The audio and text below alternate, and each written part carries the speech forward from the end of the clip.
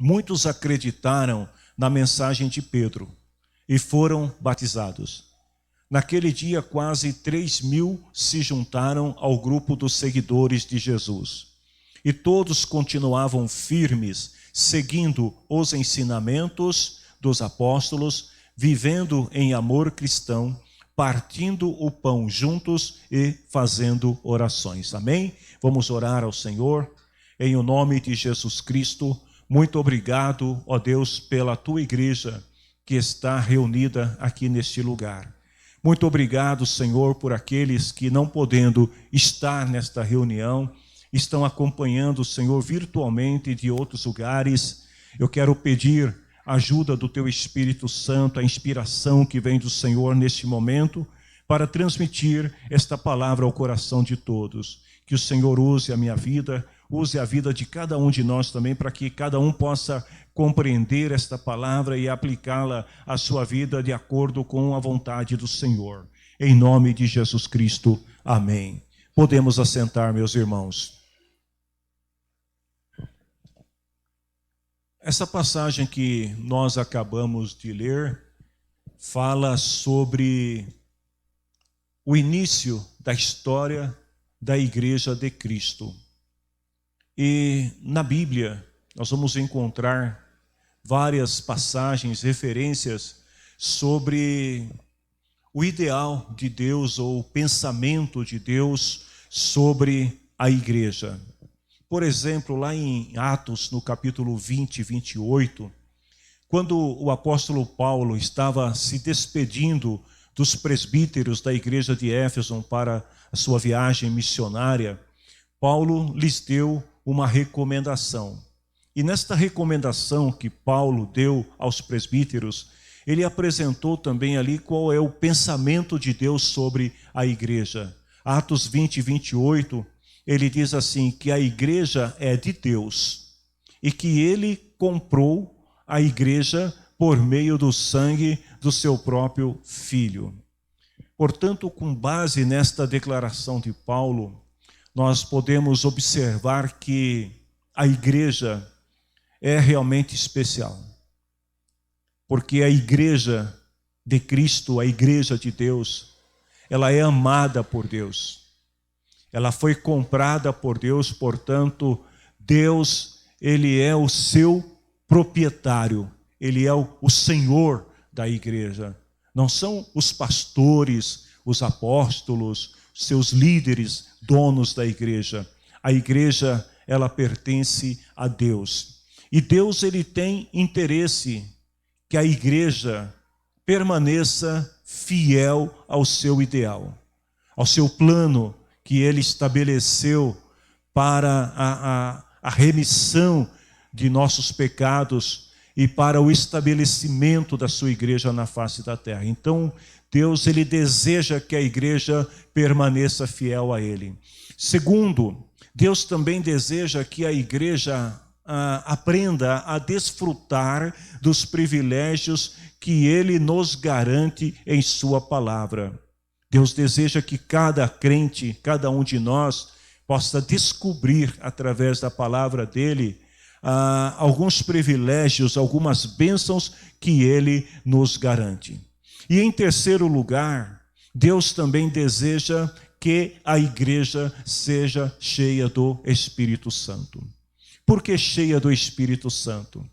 Porque o Espírito Santo é o selo que confirma a autenticidade da igreja. Então, quando Deus olha para os templos onde as pessoas estão reunidas, ele procura ver a sua igreja, que somos nós. E como ele sabe quem é realmente parte da sua igreja? Aqueles que têm o Espírito Santo. Ou seja, templos cheios de pessoas, ou muita gente afirmando ser de Deus, não é garantia que de fato sejam de Deus. Eu mesmo, na minha juventude pastoral, vamos dizer assim, muitas vezes, pergunta para a igreja, quem é de Deus? Levanta a mão, diz aí, eu sou de Deus.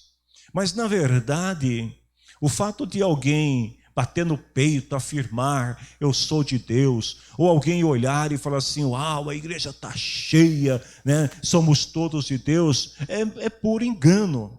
Porque, na verdade, a igreja verdadeira de Deus é a igreja que tem a marca do Espírito Santo.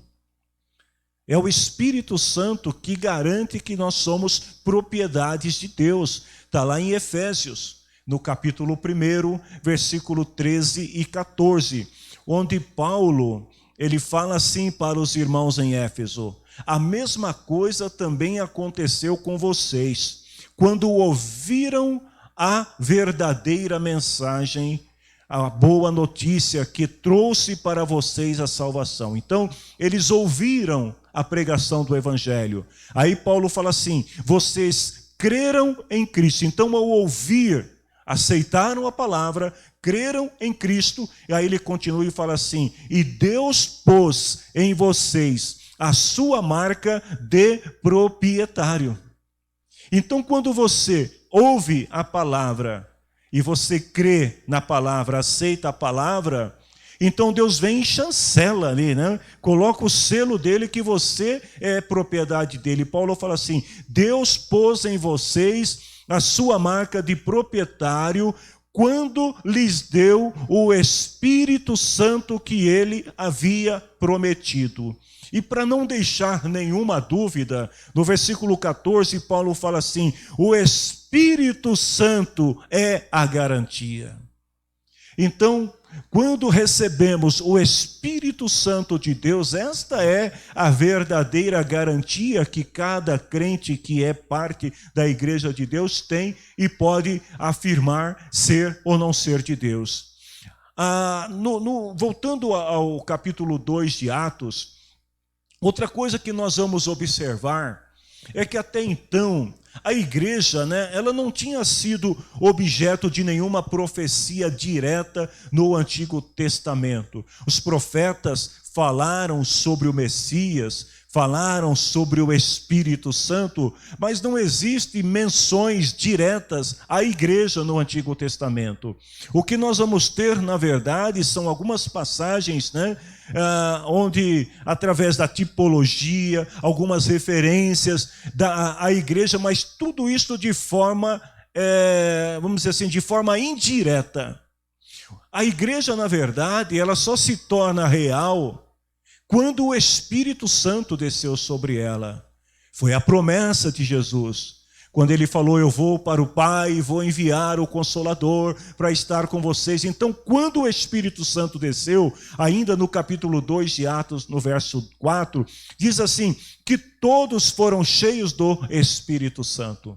Então, todos aqueles que estavam reunidos ali naquele momento, eles receberam a presença do Espírito Santo. E mais do que isso, não apenas foram selados pelo Espírito Santo, mas eles foram também presenteados pelo Espírito Santo com dons e habilidades espirituais. Neste episódio de Atos 2, a Bíblia diz que eles começaram a falar noutras línguas conforme o Espírito Santo lhes concedia que falassem. Mais adiante nós vamos ver o Espírito Santo dando dons de revelação, dons de profecia, dom da pregação, do conhecimento e por aí afora.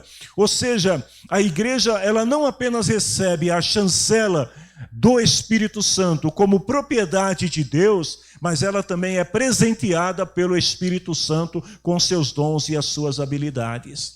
Mas uma outra coisa que se vê também no início da história da igreja é que tudo era novo. Porque não havia, como eu disse, nenhuma menção direta à igreja nos escritos do Antigo Testamento. Então os cristãos, eles precisavam de alguma maneira conhecer o plano de Deus, qual era o ideal, o projeto de Deus, a vontade de Deus para a igreja. E como foi que isto aconteceu? Isso foi através do ensinamento dos apóstolos, daqueles que andaram com Jesus e outros que depois foram se levantando, que passaram a ensinar a igreja de Cristo que estava nascendo, vivendo os seus primeiros anos, como que eles deveriam agir diante do Senhor e quais eram os princípios fundamentais pelos quais, ou vamos dizer assim, sobre os quais e para os quais a igreja foi edificada. Eu estava pesquisando, já tinha terminado a mensagem, mas de repente, lendo um outro artigo, eu encontrei uma definição muito importante sobre princípios bíblicos que é importante passar para a igreja, até para a nossa compreensão. Porque a palavra princípio, ela significa origem, causa, uma verdade absoluta. Então, princípio é algo que não muda. Princípio é diferente, por exemplo, de uma opinião, porque alguém pode dar uma opinião sobre determinada coisa hoje e amanhã mudar de opinião. Ideia, a pessoa pode ter uma ideia hoje e amanhã ela pode mudar de ideia, mas o princípio não muda. Ou seja, o princípio não está preso a um contexto, a uma época ou a um determinado costume. E a Bíblia é cheia de princípios. E nesse texto que nós lemos, nós vamos ver que existem alguns princípios aqui que foram passados para aqueles primeiros irmãos, que nós também devemos observá-los à luz das Escrituras e procurar seguir, porque esses princípios, eles são importantes para que a igreja do Senhor continue em pleno acordo com a vontade absoluta de Deus. Princípios não se prendem, portanto, a contextos históricos, a épocas em que foram escritos. Eles são verdades eternas. E é sobre isso que eu quero falar com vocês. Primeiro, a perseverança.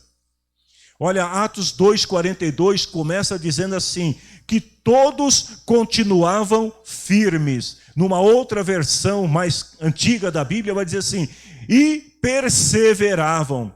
Ou seja, a igreja cristã primitiva, ela era constituída por dois grupos de pessoas. O primeiro grupo de pessoas eram aqueles que andaram com Jesus, que viram Jesus realizar milagres, ouviram os sermões de Jesus. E quando Jesus foi crucificado, depois ressurreto e subiu aos céus, essas pessoas continuaram acreditando na palavra de Jesus. São estas pessoas que estavam reunidas quando o Espírito Santo veio sobre elas. Mas havia um segundo grupo de pessoas que não tiveram este privilégio de andar com Jesus, de ouvir a voz de Jesus, como o primeiro grupo de cristãos, que são aqueles que ouviram o que é a pregação dos apóstolos. E eles acreditaram nesta mensagem sobre a ressurreição de Jesus. Então, Atos 2 vai dizer que estas pessoas, uma vez que aceitaram a pregação dos apóstolos sobre a ressurreição de Jesus, eles foram batizados com água para serem aceitos à congregação, à igreja. E foram também batizados com o Espírito Santo. Ou seja, o Espírito Santo foi a chancela que lhes garantiu que eles faziam parte deste grupo que é a Igreja de Cristo. E eles perseveraram. Perseveraram que em 4 coisas. Eles perseveraram na doutrina, ou na versão que nós lemos, ensinamento dos apóstolos. Eles perseveraram na comunhão, eles perseveraram no partir do pão e também perseveraram nas orações.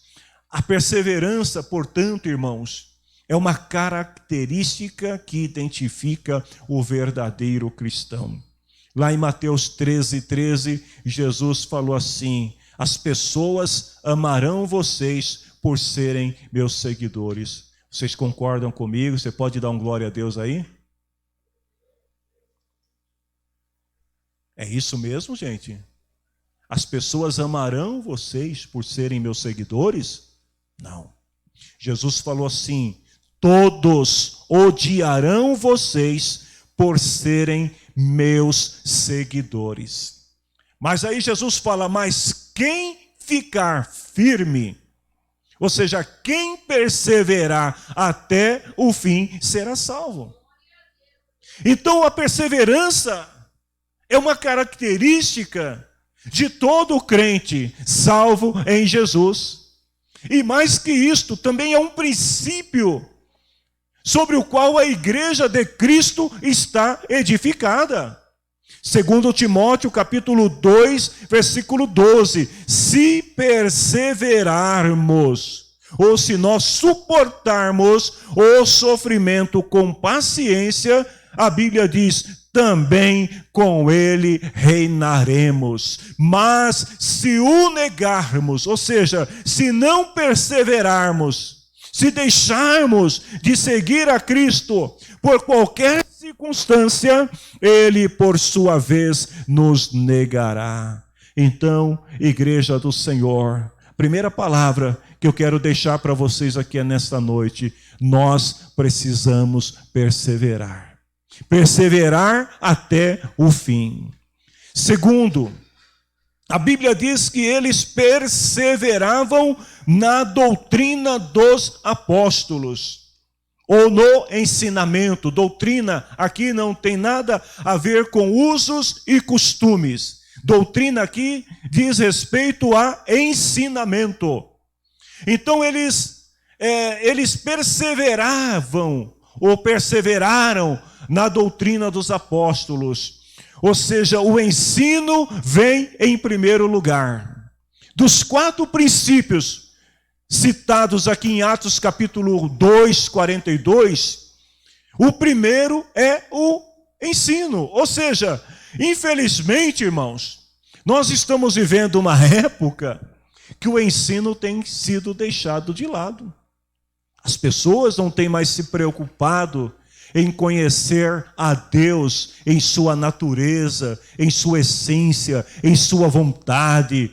As pessoas, hoje muitas vezes, quando se faz seminários bíblicos, né? Este é o nome que se dá, mas muitas vezes está mais ligado, ou mais relacionado à pessoa em si, do que a Deus. Conhecer a Deus através das Escrituras. Agora, os cristãos precisam demonstrar interesse em conhecer as Escrituras. Os cristãos precisam demonstrar interesse em conhecer a vontade de Deus para a igreja. Por que há tanta confusão no mundo cristão evangélico? Porque as pessoas não querem conhecer. E daí começam a surgir as dúvidas, os questionamentos, né? E vejam bem, o ensino, ele é fundamental para a saúde espiritual da igreja. Por isso que ele tem preeminência, por isso que ele é citado nesta referência aqui a 4 princípios fundamentais da igreja. O ensino é citado em primeiro lugar. O conselho de Paulo, lá em 1 Timóteo 4,13, diz assim: dedique-se à leitura em público das Escrituras, à pregação do Evangelho e ao ensino cristão. Paulo estava falando aqui para um pastor, para Timóteo, e dizendo para ele, você também precisa dedicar-se ao ensino. Timóteo deveria também ter cuidado para não cair em contradição sobre aquilo que ele ensinava. Paulo diz lá em 1 Timóteo 4,16, tenha cuidado com o que você ensina. Eu quero te fazer uma pergunta nesta noite. Você quer ser uma bênção na vida de outras pessoas? Você quer que as pessoas olhem para você e desejem conhecer a Deus através da tua vida? Então permaneça no ensino. Procure conhecer mais a Deus. A gente vive uma época de tanto achismo, irmãos, no meio cristão. Alguém chega e faz a pergunta para alguém denominado cristão sobre determinada coisa, e aí a pessoa fala assim, olha, eu acho que o crente não tem que achar nada, irmãos. O crente tem que ir para a Bíblia. O crente tem que conhecer a Bíblia, e se não conhece, procure alguém que possa te orientar. Porque o nosso achismo, aos olhos de Deus, não significa nada. O que eu acho, o que você acha, não significa nada. Deus deixou a sua palavra e em primeiro lugar está a palavra dele. Ela é prioridade, ela é autoridade. Lá em 1 Timóteo capítulo 6, 3 a 5, Paulo fala assim: se alguém ensina alguma doutrina diferente e não concorda com as verdadeiras palavras de nosso Senhor, essa pessoa está cheia de orgulho e não sabe de nada. Então, o que nós achamos é insignificante diante da autoridade da palavra de Deus. É a palavra que determina. Paulo fala assim: essa gente pensa que a religião é um meio de enriquecer. Ou seja, vamos relativizar a verdade bíblica, vamos partir para o achismo e deixar de lado o que as Escrituras dizem para que a gente consiga ter alguma vantagem. Está errado. De nada adianta, vejam bem, irmãos, possuir dons, ostentar habilidades, se a nossa vida não estiver enquadrada no ensino da palavra de Deus. Nós não podemos, de maneira alguma, vamos dizer assim, fazer experiências pessoais, usando a palavra de Deus para o nosso interesse, concordando com aquilo que a gente faz e, ao mesmo tempo, ignorando aquilo que nos reprova. Nós precisamos olhar para a palavra de Deus. Aquilo que nós fazemos, devemos orar para que Deus nos fortaleça, a fim de que continuemos fazendo certo.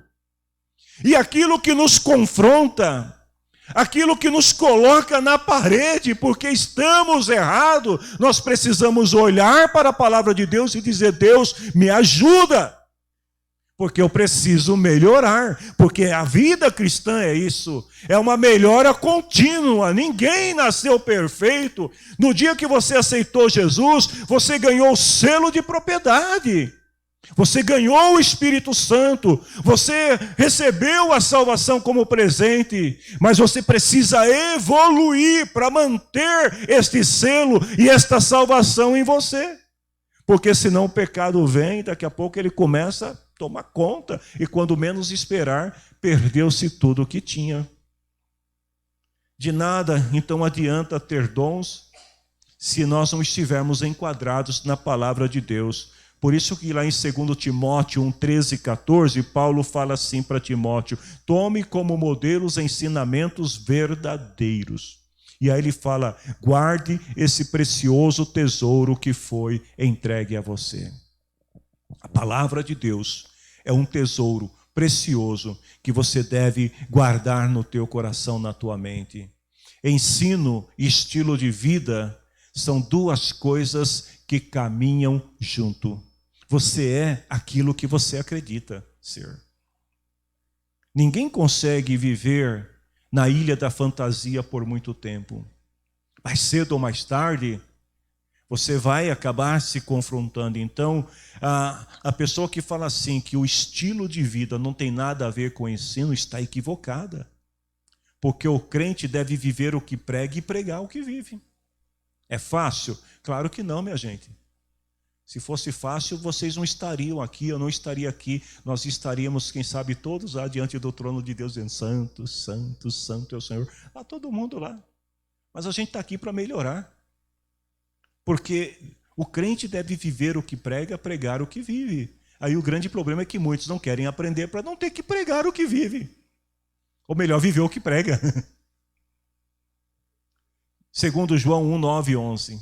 Todo aquele que ultrapassa a doutrina de Cristo e não permanece nela, não tem Deus. O que permanece na doutrina aqui, ensino, tem nada a ver com usos e costumes. O que permanece na doutrina, esse tem tanto o Pai quanto o Filho. E se alguém vem ter com vocês e não traz este ensino, ignora, neutraliza, deixa para lá, não perca o seu tempo. Se alguém vem conversar com você e diz assim: a Bíblia fala, mas eu acho que... Foge dessa gente. Porque nós devemos nos submeter ao que a palavra ensina. 2 Timóteo 3,10. Você tem seguido os meus ensinamentos e a minha maneira de agir. E o propósito que tenho na minha vida. Então o ensino que vem em primeiro lugar não pode ser ignorado pelo crente. A gente não pode simplesmente parecer que é. Nós precisamos ser. Anote isso, igreja. Não é possível separar conduta do ensino. Não tem como separar. A única conduta correta que Deus aprova é a conduta de alguém que deseja obedecer a sua palavra, sabe? Como o salmista diz, lâmpada para os meus pés é a tua palavra e luz para os meus caminhos. Ou seja, a conduta que aprova a Deus, você pode errar, porque você é falho, você falha, você pode tropeçar em algum momento, mas o que Deus se agrada é quando Ele olha para você e vê em você um interesse profundo em conhecer melhor a vontade de Deus para não continuar errando. Eles perseveravam na comunhão dos apóstolos. A palavra comunhão, na versão que nós vemos, fala de amor cristão. A palavra amor cristão ou amor fraternal vem do grego Filadélfia, que é comunhão.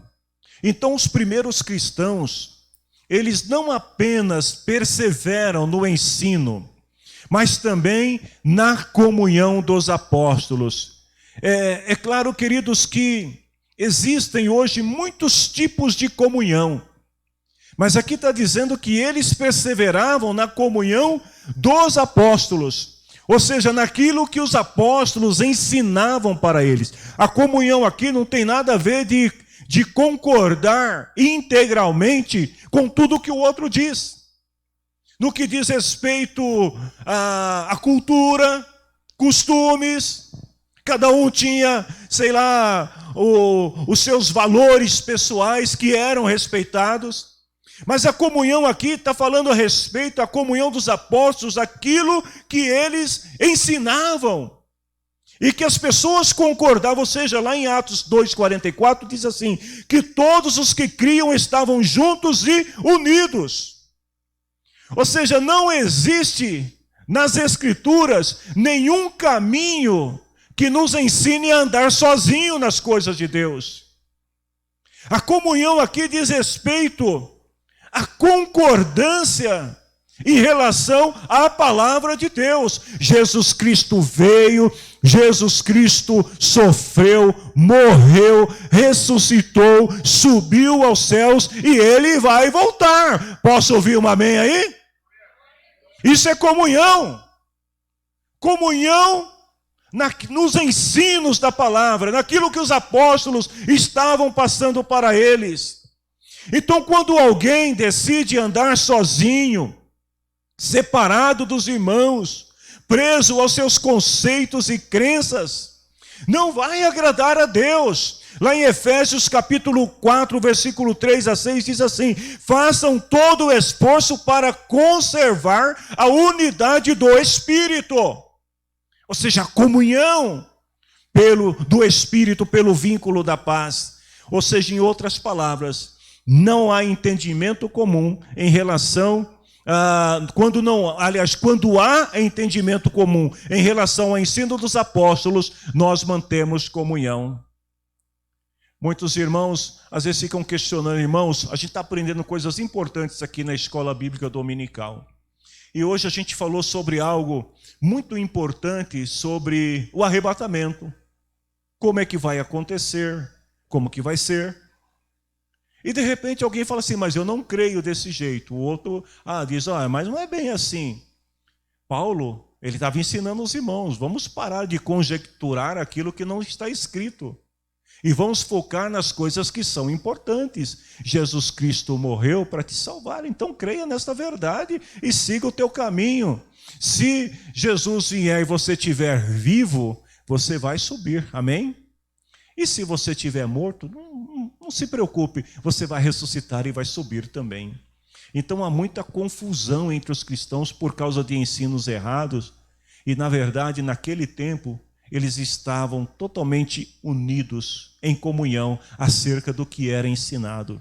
E eles perseveravam também no partir do pão. Diz assim, todos continuavam firmes, partindo o pão juntos. É outro princípio importante, porque o partir do pão, ele está totalmente associado também à comunhão. O partir do pão é o exercício pleno da comunhão cristã. Quando nós nos reunimos numa noite como esta, para participar da ceia do Senhor, nós estamos, na verdade, exercendo plenamente a nossa comunhão cristã.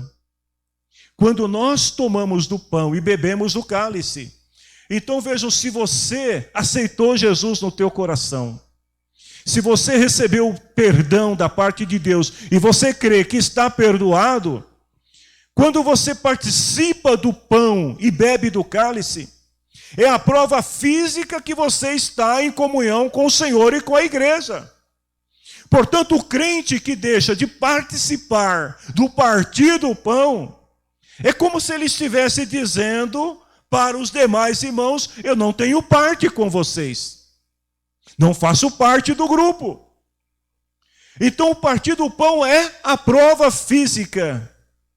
É a evidência de que nós estamos em comunhão. Não adianta a gente chegar para o irmão, dar um abracinho, 3 beijinhos e dizer eu te amo. Isso é legal? É legal. Mas é o partir do pão. Foi Jesus que ensinou isso. Jesus, ele disse o quê aos seus discípulos quando eles estavam reunidos na última ceia? Olha, pessoal, o negócio é o seguinte: se vocês quiserem, vocês podem comer do pão e aí vocês bebam do cálice. E se vocês lembrarem, faça isso em memória de mim. Foi isso que Jesus falou? Não. Ele deu uma ordem: façam isto em memória de mim. A ceia, ela continua viva, porque ela é um princípio. O partir do pão é um princípio que deve ser preservado pela a igreja do Senhor. Porque quando os cristãos partiam pão, é claro que naquela época a tradição, o costume era um pouco diferenciado, porque o partir do pão não era um pãozinho pequenininho, era um pãozão mesmo, era uma mesa farta onde todos ceavam juntos. Mas quando eles faziam isso, eles estavam declarando pela fé que eles não desistiram de Jesus. Eles estavam declarando pela fé que eles não esqueceram do Senhor. Então, todas as vezes que eles comiam do pão, eles celebravam a comunhão. E eles davam, através daquele exemplo, uma prova real de que eles estavam em comunhão com o Senhor. Eles faziam isto em comunhão com o Senhor.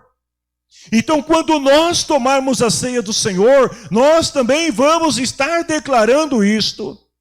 Nós estamos em comunhão, porque nós concordamos que Jesus Cristo, Ele ressuscitou e Ele vai voltar. Este é o significado da comunhão, este é o significado do partir do pão.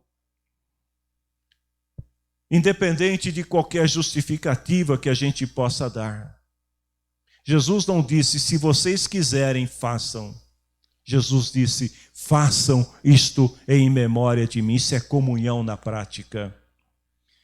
Mesmo que você se sinta magoado por alguém te magoou nesta semana. Quantas vezes isso acontece?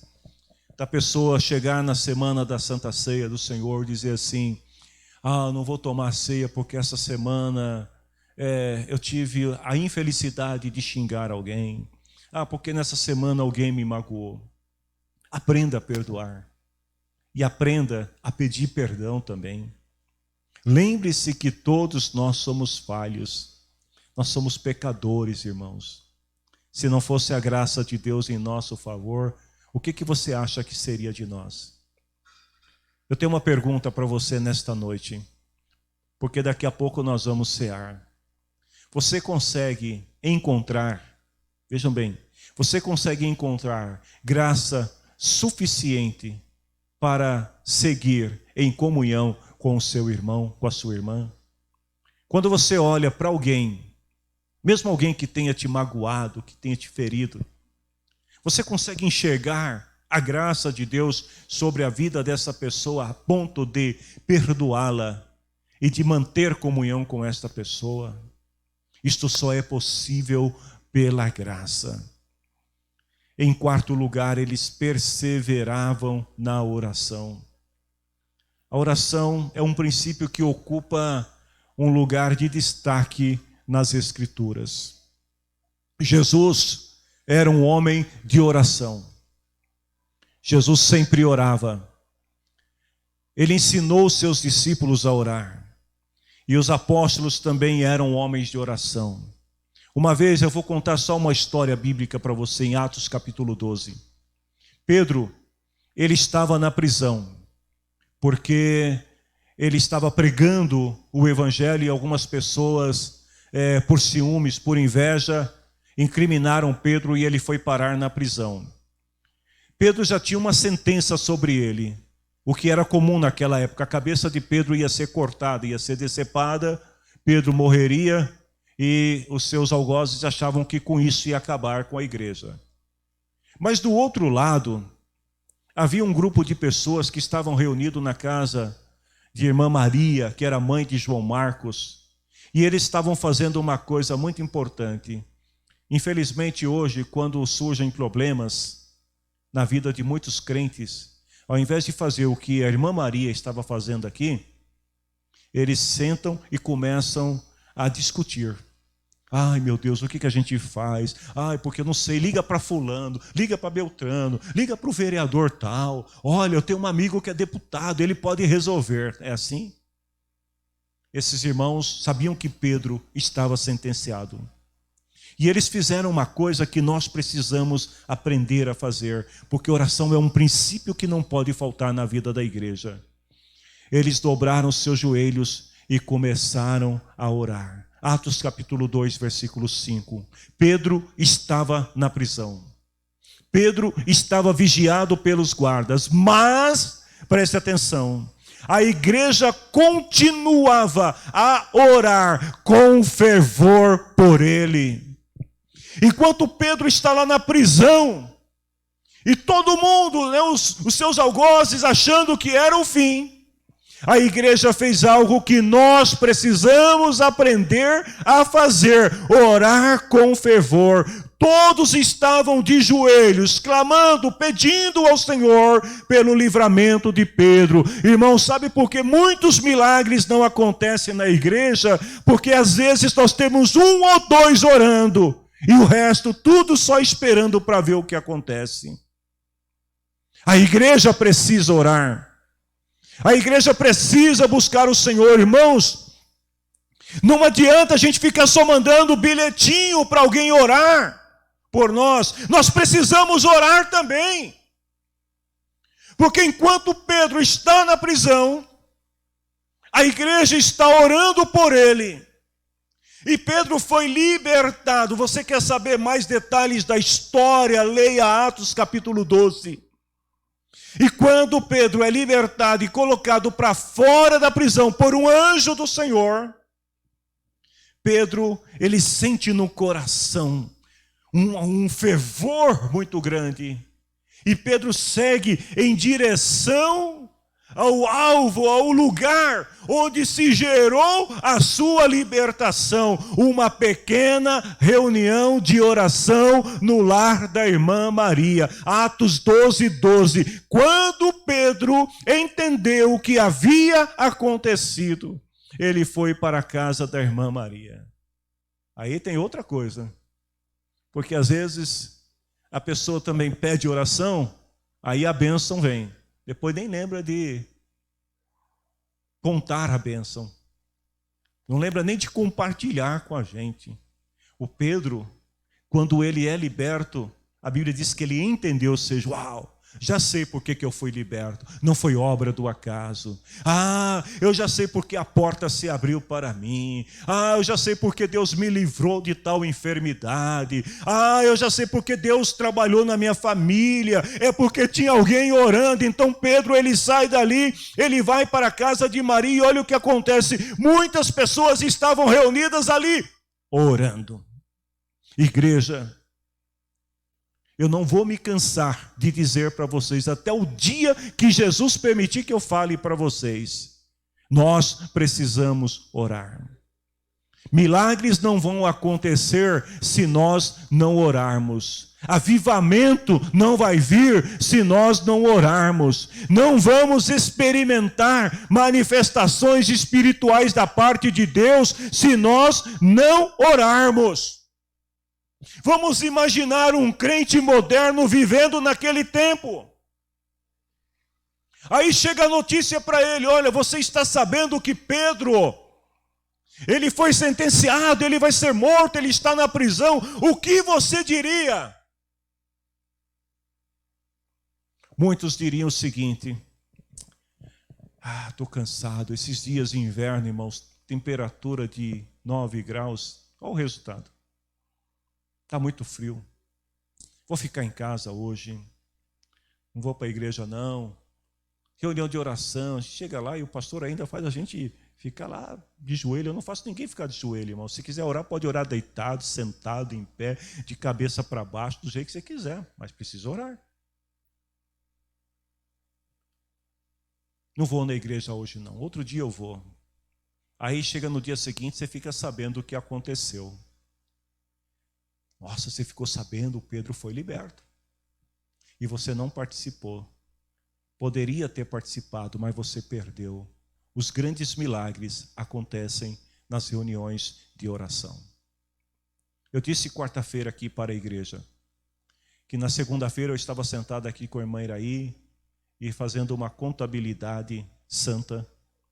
Eu disse para ela: a senhora percebeu que todos aqueles que estavam orando conosco aqui de manhã foram abençoados por Deus? Todos, não teve um que veio orar conosco de manhã que não teve um milagre, uma bênção para contar. Então eu vou dar um conselho para vocês, igreja: não despreze a reunião de oração. Não trate a reunião de oração como algo que não tem importância. Porque uma igreja, uma comunidade sem reunião de oração é uma comunidade doente. E eu vou dizer uma coisa para vocês: debaixo da graça de Deus, nós estamos doentes. Porque nós não estamos orando. Estamos orando muito pouco. 50 dias de Jope. Foram poucas as pessoas que vieram orar conosco. Foram pouquíssimas as pessoas que disseram: pastor, estou orando de casa. Mas eu vou dizer para vocês uma coisa: recebemos tantos pedidos de oração, que se todos os pedidos de oração fossem convertidos em pessoas, nós teríamos aqui uma multidão, pelo menos aí de uns 50 ou mais, orando com a gente. Eu não vou deixar de orar pelos pedidos de oração.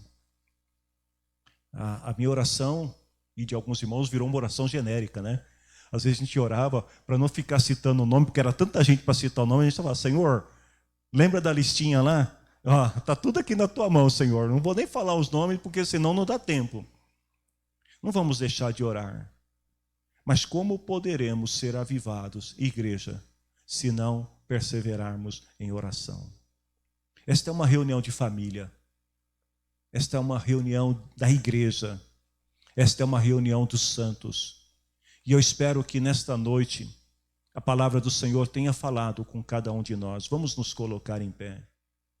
Como podemos servir a Deus fervorosamente sem oração? Não é possível.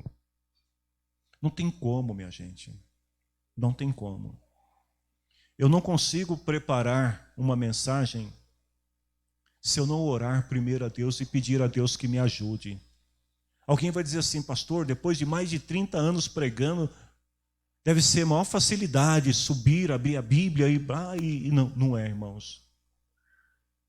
Porque cada mensagem precisa estar debaixo de oração. Cada testemunho, cada louvor que a gente apresenta, nós precisamos estar debaixo de oração. Não tem como ser fervorosos, não tem como ser avivados se não tiver oração. Eu vou terminar esta palavra com um conselho de Paulo à igreja de Tessalônica. 1 Tessalonicenses 5:17. Igreja do Senhor, vocês aqui, orem sem cessar. Não deixe de orar. Vocês só irão conhecer mais de Deus se se aproximar dele através da oração. Eu quero orar com vocês neste momento.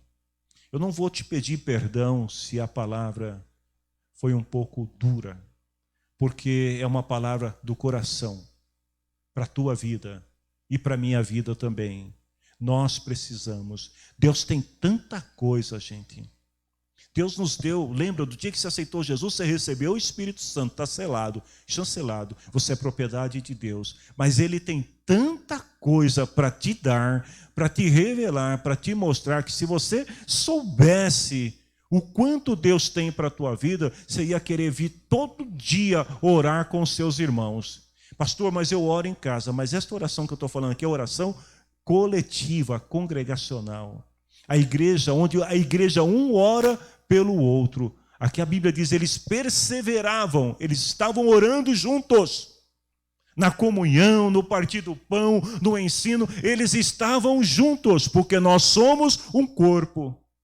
E precisamos nos esforçar. Às vezes, você está com a perna um pouquinho manca, né? A perna esquerda está mancando um pouquinho. O que a direita faz? Ela carrega todo o peso do corpo sozinha. Assim é a oração. Às vezes você está um pouquinho fragilizado espiritualmente, mas você vem orar e o irmão que está do teu lado, pode ter certeza, ele é a outra parte do corpo que vai te ajudar para você continuar caminhando pela fé. Podemos orar, igreja?